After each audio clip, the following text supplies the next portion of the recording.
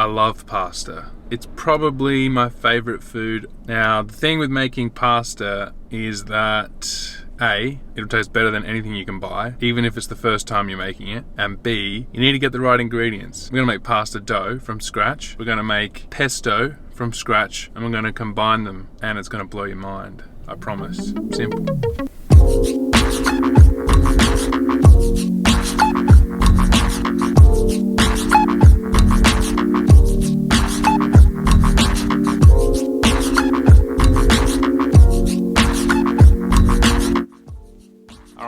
Got our ingredients from the shops. Let's make it. After I set everything else.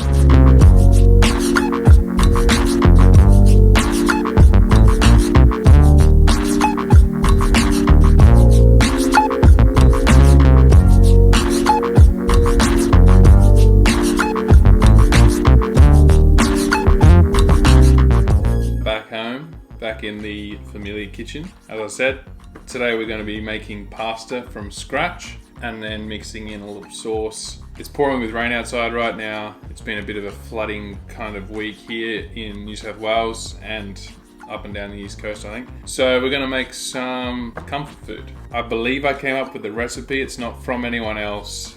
So the name that I came up with for this pasta is Pesto and Lime pasta.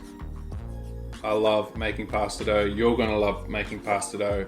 It's really easy. There's no yeast. There's no complicated bread proving things. For this recipe, you're gonna need olive oil, freshest, best quality you can find, 3 eggs, 200 grams of 00 flour sifted. Why 00 flour, you might ask? I looked up the answer. Here it is. So low protein, low starch, low gluten equals soft flour, and that's a 00 flour or high grade flour. So yeah, there you go, 00. That's why. It's a soft, fine flour for that silky texture. Right, that's all my stocks paired. Back to the accounts. 2 pinches of freshly grated sea salt and a fork and a spoon. Let's mix this on the table by hand. You can absolutely use a mixing bowl for this next part. It is a lot easier and it's a lot safer, but this is how all the cool people do it on the interwebs. It's pretty easy and it's pretty fun. So if you've got small children, or if you're a small child at heart, this could be the way for you. Into your sifter, onto your workbench. From here, get your fork, make a little well in the middle.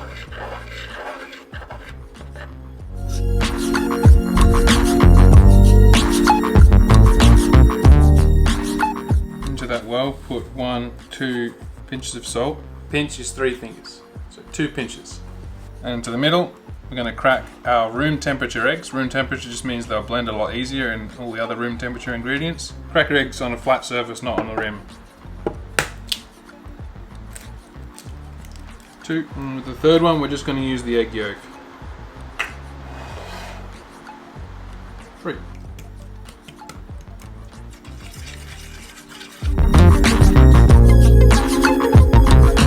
Slowly mix this in. Take your time, there's absolutely no reason to rush.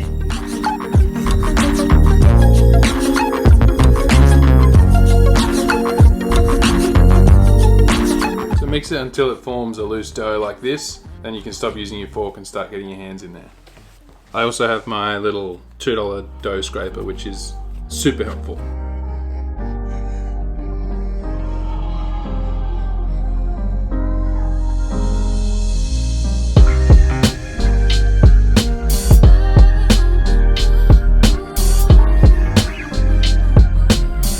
Once your dough starts to look more like this, you know you're in a good place. Little dough boing.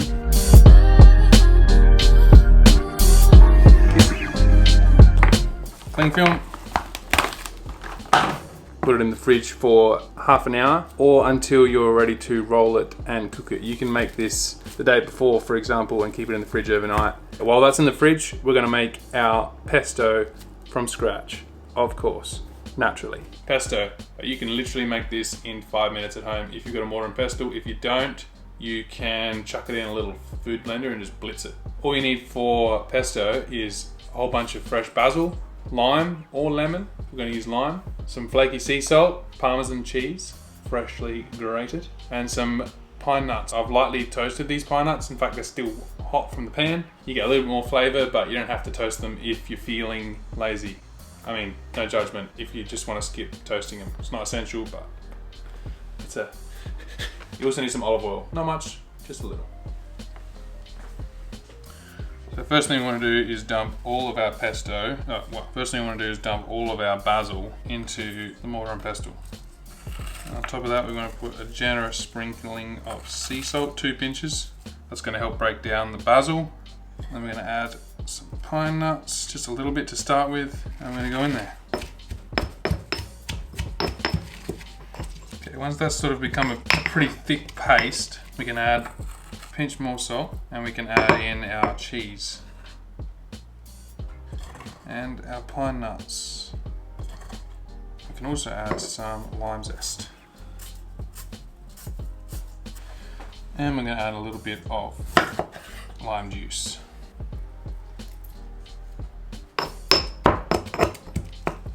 You should get like a really nice, bright green mixture like that.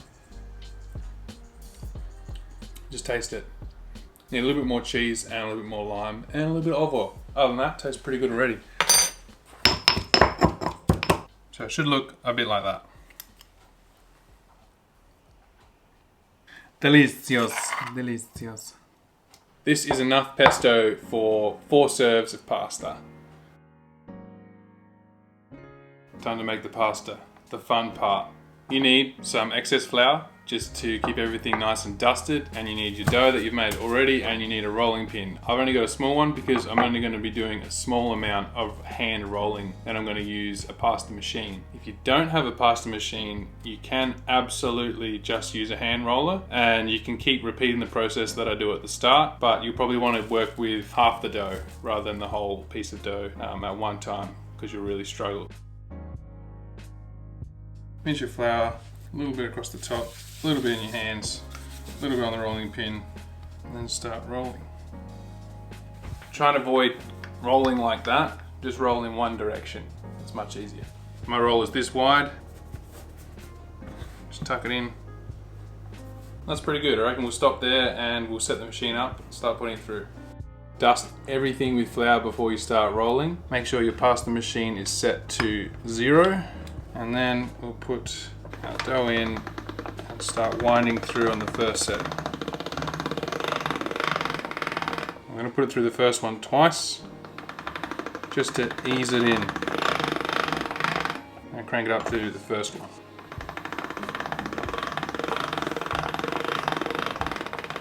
Put it through that first setting one more time as well.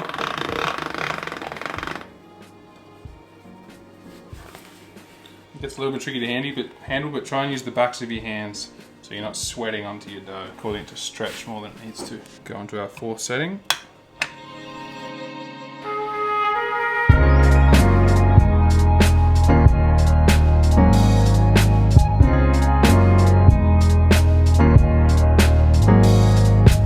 So once you got to number 5 on your pasta machine settings, you should be good to go.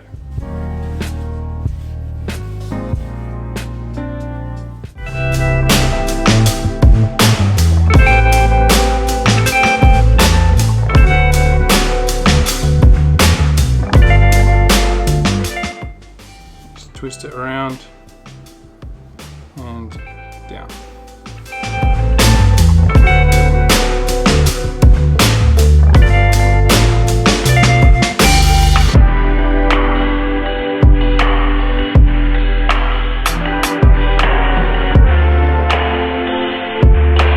Once you've made all your pasta, put on a little board like this, and just cover it with a damp towel or with something to keep the air off it to stop it from skinning until you're ready to cook it.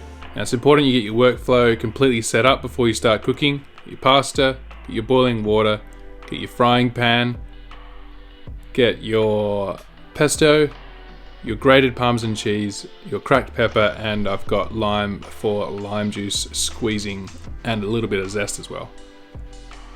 Then you want to add a dash of olive oil into your pan.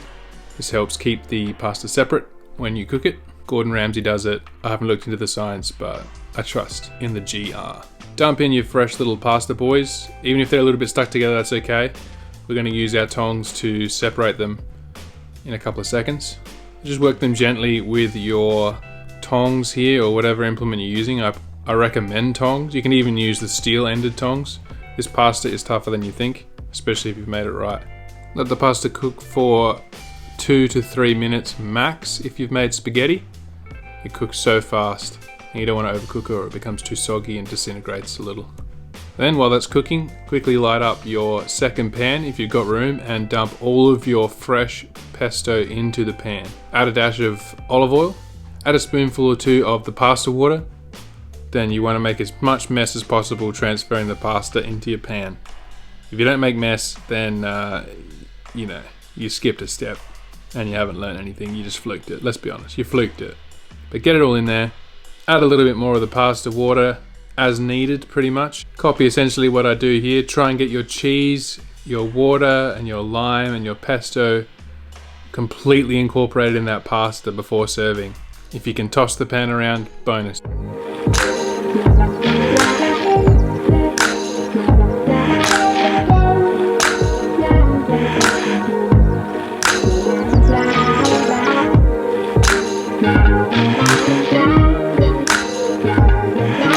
It's tasting time.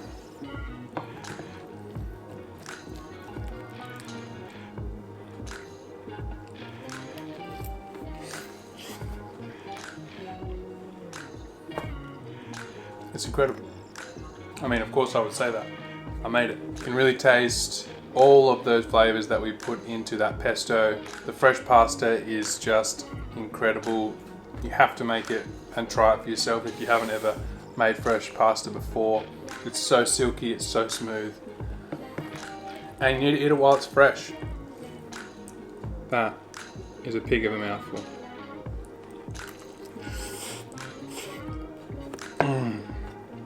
Incredible. Please try it. And that's it. Thank you so much for watching, as always.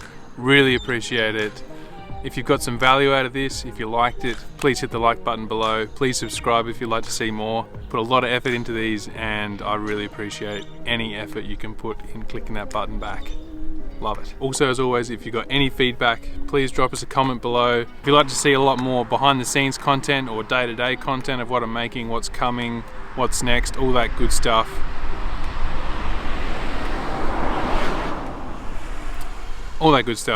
Then head over to Instagram @JohnnyPappas, just like the channel here, and give me a follow, check me out, send me a message, let me know what you like, what you dislike, chuck it in the comments, DM me. That's it for this week. See you next time. Ciao. So I'm going to say the name for it is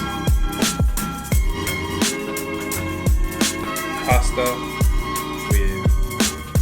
So the name for it that I came up with is pasta with